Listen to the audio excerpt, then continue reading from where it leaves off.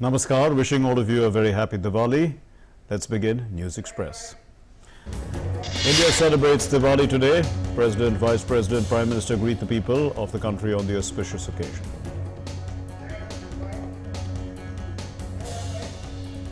Continuing the tradition of celebrating Diwali with Jawans this year, Prime Minister Narendra Modi celebrates Diwali with Army Jawans serving in forward areas at Nowshera, Jammu and Kashmir. Prime Minister Narendra Modi paid tribute to martyrs in Nowshera and visited the Nowshera Museum. The Prime Minister interacted with ex-servicemen and also planted saplings.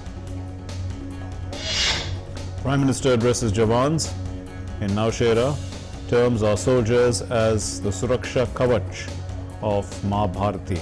Says that it's because of the Jawans that the people of our country can sleep peacefully and there is happiness during festivals.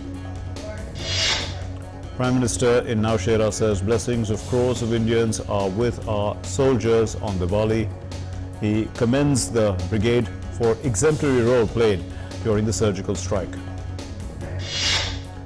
In his address to the Jawans in Nowshera, Prime Minister focuses on improved connectivity in border areas, enhancing our deployment capability. He further adds that India is committed to self-reliance in the defense sector, emphasizes on enhancing military capabilities in line with the changing world and mode of war. The Prime Minister also encourages women in security forces. He says that the role of women in security forces is the nation touching newer heights, while he also hails the decision of women being given a permanent commission in the army and getting admission in premier military institutions. Prime Minister applauds the valor and courage of the Indian Army and says that the nation's army is different and unique than other armies. Prime Minister says that the Indian Army has dedicated its life for the security of the nation. Later, Prime Minister interacted with soldiers of the Indian Air Force and extended Diwali greetings at the Jammu airport. Deepavali, the festival of light, or Diwali, is being celebrated across the country with great fervor and enthusiasm. Diwali, it comes from the Sanskrit word Deepavali, which means a row of lights. The festival marks the victory of good over evil and light over darkness. Friends and family, they get together, light diyas or earthen lamps in their houses. They feast on sweets, they exchange gifts, they pray and play games. The festival also marks the new moon day of the month of Kartik, when goddess Lakshmi was churned out of the sea. Devotees in Amritsar visited the Golden Temple. They offered prayers on the occasion of Deepavali. The festival of Bandi Chor Divas is also being celebrated across the country. Devotees took blessings at Sri Harmandir Sahib on the historic Bandi Chor Divas to mark the release of the 52 Hindu princes from the Gwalior fort by the 6th Guru Sri Hargobind Sahib Ji during the Diwali festival of 1612. The Festival of Light is being celebrated in Goa in different ways. As part of the Diwali celebrations, people burnt an effigy of Narakasura early this morning in Panaji, and Diwali in Goa is dedicated to Lord Krishna destroying the demon Narakasur.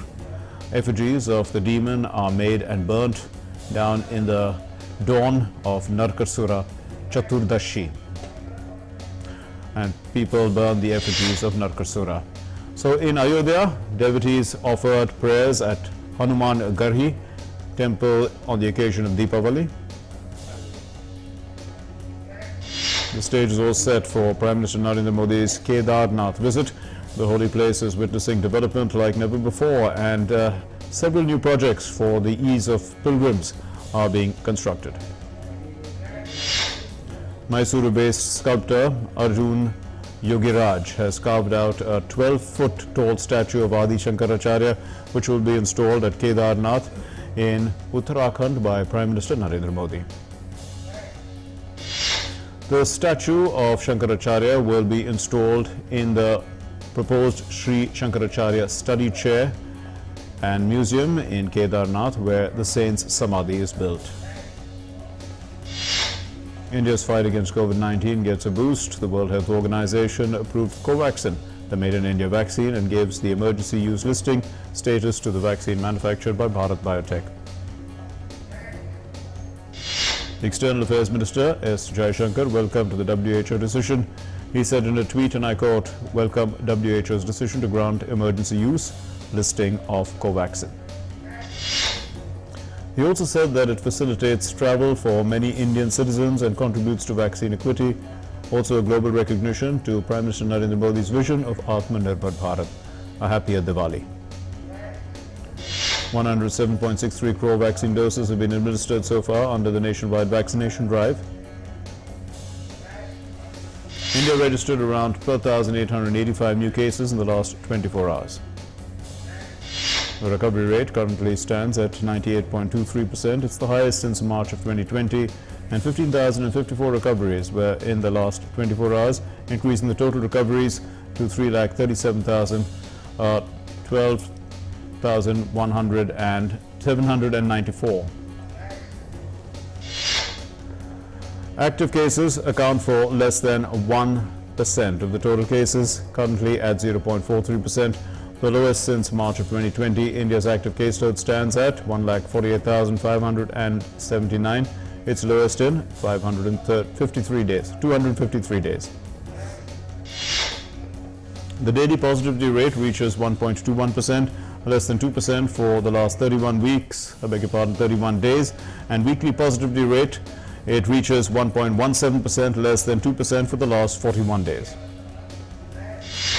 UK's MHRA, which is a global leader in protecting and providing public health, has authorized the first oral antiviral for COVID-19 named Lageviro,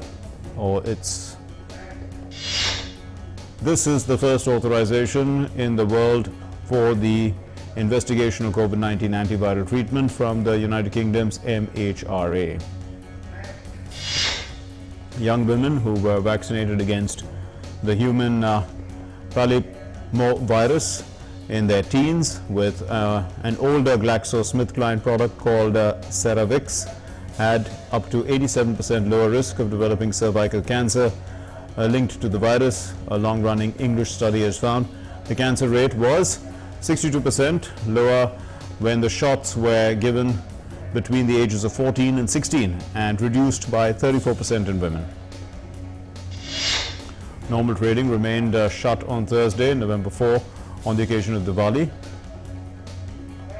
Dalal Street celebrated the onset of the new year, the Samvat 2078, with a special one-hour trading, Muhurat trading session on the Bombay Stock Exchange. Actress Bhagyashree did the most awaited half-century-old tradition of customary Muhurat trading on the occasion of Diwali, and she opened the next Samvat, that's 2078, with the bell ringing session. And the government has taken a significant decision of reducing central excise duty on petrol and diesel by 5 rupees and 10 rupees respectively, and the price cuts have come into effect from midnight last night. The reduction in excise duty on petrol and diesel will boost consumption and keep inflation low, thus helping the poor and middle classes. 9 states, including Assam, Tripura, Manipur, Karnataka, Goa, Uttarakhand, Uttar Pradesh, Gujarat, Himachal Pradesh and Uttarakhand, they have announced additional cuts in prices of petrol and diesel. The states have reduced the prices of both fuels by 7 rupees per litre in addition to the centre's relief. Himachal Pradesh Chief Minister Jairam Thakur has said that the state in fact will soon issue a notification to reduce value-added tax on petrol and diesel. In recent months, crude oil prices have witnessed a global upsurge. Consequently, domestic prices of petrol and diesel have skyrocketed in recent weeks. Major Wall Street indexes posted solid gains and marked closing record highs on Wednesday as the Federal Reserve said that it will begin trimming its monthly bond purchases in November with plans to end them in 2022. The S&P 500 and Nasdaq notched record all-time closes for their 5th straight sessions, while the Dow Jones Industrial Average posted a record close for the 4th session in a row. The benchmark S&P 500 advanced into positive territory, ending solidly higher after U.S. Central Bank announced plans to begin tapering its bond purchases. Investors had widely anticipated the decision as the Fed pulls back on its monetary support with the economy recovering from the coronavirus pandemic. Facebook whistleblower Francis Horgen welcomed the social company's announcement that it would scrap facial recognition but urged close government oversight of the move to ensure the social network lived up to its pledge. Facebook made the announcement partly in response to growing scrutiny from regulators as well as legislators over the use of over user safety and abuses on the platform. SYRIA will lift subsidies on basic goods such as bread and gasoline. This is from around 800,000 of the richest citizens by the end of the year to help ease the burden on state finances. So the move will affect high earners working in the private sector who can buy essentials with ration cards at a reduced cost. SYRIA introduced the ration cards to ease the chronic shortages. COVID-19 continues to batter the world with the number of cases rising in several countries, including Russia and China. So far, COVID-19 virus has infected more than 24 crore, 87 lakh people across the world. The number of recoveries from COVID-19, the recoveries have crossed 22 crore, 53 lakh worldwide. The fatalities stand at 50 lakh, 36,000. The US remains the worst affected with the highest number of cases and the death toll. The country has over 4 crore 70 lakh cases and has lost more than 7 lakh 70,000 people so far. The US President Joe Biden said that there will be enough COVID-19 vaccines by next year for children, and these shots will be available at about 20,000 locations across the country. US officials also announced that nearly 80% of adults have received at least one coronavirus jab, and almost 58% of American adults are fully vaccinated. The US began administering COVID-19 vaccine to children between the ages of 5 and 11. This is the latest group to become eligible for shots that provide protection against the illness. Considering the high numbers of coronavirus cases in Germany, the health minister Jens Spahn urged checking and upholding of 3G and 2G rules. Spahn had urged states to reopen vaccination centers as pressure grows to administer booster shots. WHO's Europe head on Thursday said that European countries must work harder to prevent COVID-19 from spreading further as deaths and new cases surge. He said the current transmission rates in 53 European countries are a grave concern and new cases are nearing record levels, exacerbated by more transmissible Delta variant. French President Emmanuel Macron on Wednesday hosted the outgoing Chancellor Angela Merkel for a valedictory visit. In an affectionate and stylish send-off, the German leader cheered by crowds and awarded France's highest honor as she bows out after 16 years in power.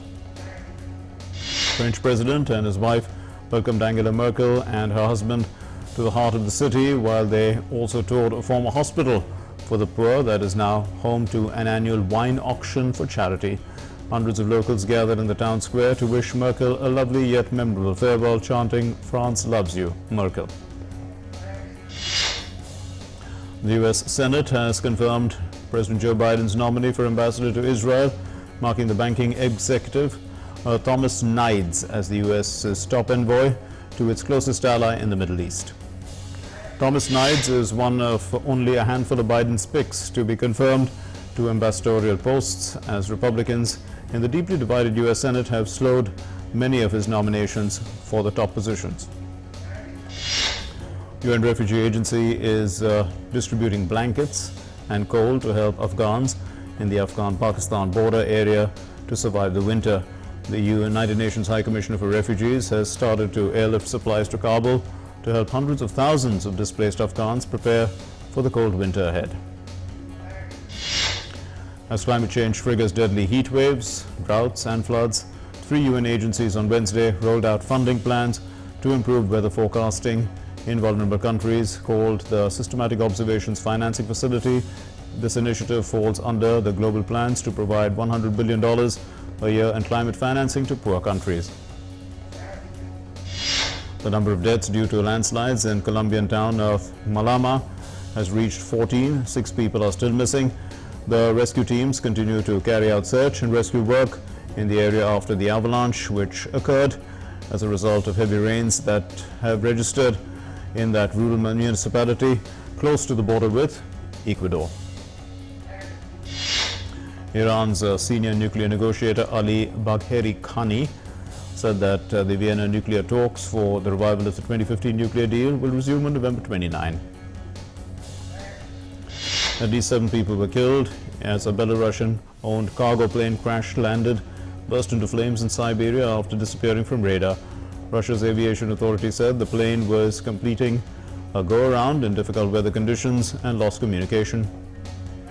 According to Belarusian authorities, there were 3 Belarusians, 2 Russians, 2 Ukrainians on board, all who died. Now, the video footage showed rescuers battling to put out the flames in snowy conditions. The Regional Russian Investigative Committee has filed a criminal case over the violation of transport safety rules. Diwali celebrations heighten in the country. The colorful bustling in the markets is continuing as the biggest Hindu festival is being celebrated. Diwali wishes are pouring in from around the world. British Prime Minister Boris Johnson extended greetings on Diwali. The UK PM in a video message said that Britain would be a lesser country without the huge contribution of Indians living there. South African author and playwright Daman Galgut won the Booker Prize on Wednesday for his novel The Promise, about a white family's failed commitment to give their black maid her own home. It was Galgut's 3rd nomination for the £50,000 English Language Literary Award, starting in the mid-1980s and set just outside Pretoria. This promise, in fact, transitions through several decades and South African presidents as well. Galgut wrote his first novel at the age of 17 and follows in the footsteps of other South African Booker Prize winners like Nadine Gordimer and Covaxin. Now, he has been nominated for the Booker Prize twice before as well, in 2003 for The Good Doctor and in 2010 for In a Strange Room. Slipknot fans, they created a huge blaze outside a concert in Phoenix in Arizona. So the show was paused for 30 minutes as the performers went off the stage and the firefighters extinguished the burnt out lawn stairs that were piled in the middle of the crowd. According to eyewitness reports, the videos on social media, the fire was about 30 feet tall with fans circle pitting and cheering in the inferno. So the spectacle was captured from all amphitheater angles. Diamond bracelets that belonged to Marie Antoinette and rare colored diamonds will be put on auction in Geneva next week. A blue velvet box with the label Bracelets of Queen Marie Antoinette holds the double bracelets, each with 3 strings of diamonds and a large barrette clasp with a total of 112 diamonds. The bracelets, now the property of the European royal family, are estimated to be worth $2 to $4 million. They're expected to fetch that at the November 9 sale. Marie Antoinette, who sent a letter from prison in the Tuileries in Paris that a wooden chest with jewels would be sent for safekeeping, was guillotined in 1793. Her surviving daughter, Marie-Thérèse, Madame Royal, received the jewels on her arrival in Austria. An Israeli court suspended the auction of a partial tattoo kit billed as having been used on inmates in Auschwitz death camp following an outcry from Holocaust survivors. Obtained from a private collector, the 8 fingernail-sized steel dies, each lined with pins to form numerals, would be pressed into prisoners' flesh with ink to brand their serial numbers, according to auctioneer Meir Zolman. Bidding reached 3,400 when Tel Aviv District Court granted a request by survivors to order the auction halted, pending a November 16 hearing. This is going to be on whether it should proceed. Salzman's website was amended to show the sale had been suspended. More than 1.1 million people, most of them Jews, were killed at Auschwitz, among a number of camps run by the Nazi Germany on occupied Polish soil during the World War II. A major pipeline that normally brings Russian gas from Poland into Germany has been switched to flow east, further boosting Europe's sky-high gas prices, although Poland said that Russia was continuing to meet its contractual obligations. The flows are in reverse and are expected to stay that way. Europe's gas prices have skyrocketed this year, and this is amid a surge in demand as economies recover from the pandemic and lower than normal shortage levels heading into winter. Russia sends gas to Western Europe by several different routes, including through Belarus and Poland using the Yamal Europe pipeline. An Indian fashion designer is using discarded pieces of cloth to piece together fashionable wear for men and women as a sustainable alternative to high fashion. The New Delhi-based Kriti Tula's fashion label Dudelage. It collects fabric waste from factories discarded for minor defects and pieces them together to create flowing dresses and saris, selling them at around $100 a piece. Tula said that the label, which includes a men's line featuring patchwork shirts with denim stripes, they've emerged out of a concern for global warming and the fashion industry's impact on the environment. Having worked at major textile export houses, the designer said that she had seen environmental costs of high fashion firsthand. As fighting in Yemen's Marib Governorate forces more people to flee, the UNHCR is warning of alarming levels of humanitarian needs among displaced communities, including for shelter. Since the beginning of the year, close to 24,000 people have been uprooted by armed clashes, shelling and airstrikes in Marib Governorate. In today's Super 12 fixtures, Australia beat Bangladesh by 8 wickets. Australia boosted hopes of qualifying for the men's T20 semi-finals with an 8-wicket thrashing of the already eliminated Bangladesh. Bangladesh's World Cup campaign had come to an end. So Liverpool swept into the last 16 of the Champions League with a comfortable win over Atletico Madrid. The win extends the Reds' unbeaten start of the season to 16 games. Real Madrid held off a spirited Shakhtar Donetsk side in the Champions League as Real Madrid beat Shakhtar Donetsk 2-1.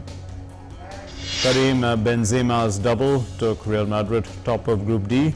He tapped in the opener to record Real's 1000th goal in European football's elite club competition. So still with the Champions League, Group A, Manchester City beat Club Bruges by 4-1. Raheem Sterling ended his 12-game goal drought to wrap up an easy win for Manchester City. AJAX maintained their 100% record as they came from behind to reach the last 16 of the Champions League with a hard-fought win against Borussia Dortmund. The result sees AJAX top Group C on 12 points, with the second-place Dortmund on 6 points alongside Sporting Lisbon. Italian youngster Yannick Sinner was knocked out of the French Masters by rising Spanish force Carlos Alcaraz.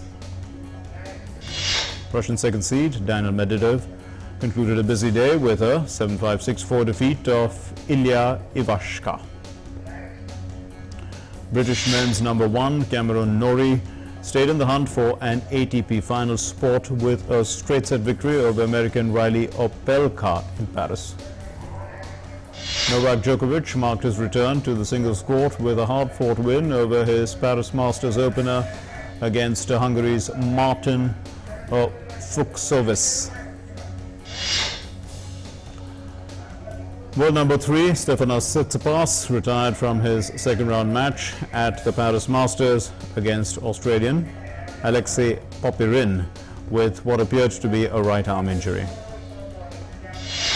The Italian fashion house Gucci took over Hollywood's Walk of Fame for its latest fashion show, Gucci Love Parade.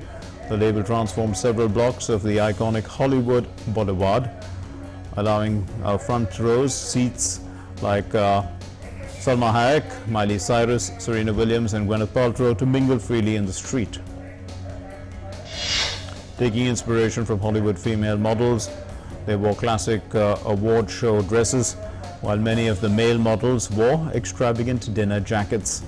There was an abundance of faux fur, ruffled feathers and wearing shades of pink as male and female models strutted over the stars on the Hollywood Walk of Fame.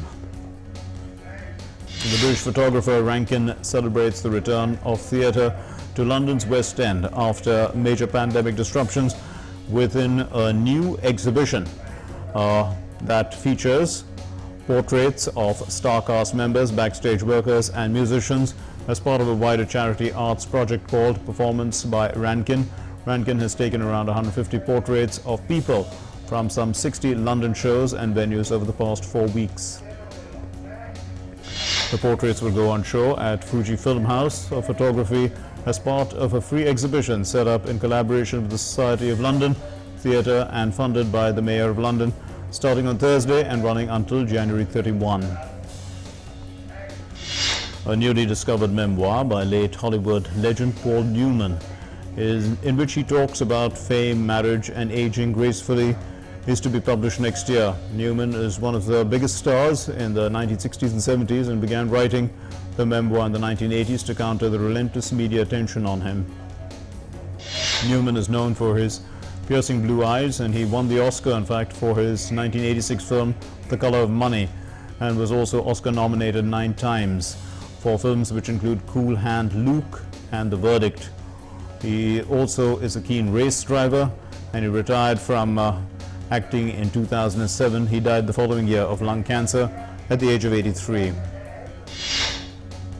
Britain's Prince Charles attended an eco-fashion event hosted by designer Stella McCartney. Charles, the heir to the British throne, was shown the exhibition titled Future Fashion at the Kelvin Grove Art Gallery in Glasgow, Scotland, where the United Nations COP26 summit, that's the climate change summit, was taking place. McCartney's eco-fashion line includes luxury items created from sustainable sources such as lab-grown mushroom leather handbags and vegan football boots. He was also seen greeting Oscar-winning actor and environmentalist Leonardo DiCaprio, who attended the COP26 conference. And the singer Diana Ross has teased her first music video in more than a decade as she prepares to release her new gratitude-themed studio album, Thank You, later this week. The 77-year-old Ross, who rose to fame in the 1960s as the lead singer of Motown Records' hugely successful female group, The Supremes, recorded the video for the new song All Is Well. And that concludes Express News for today. Thank you for being with us. Namaskar.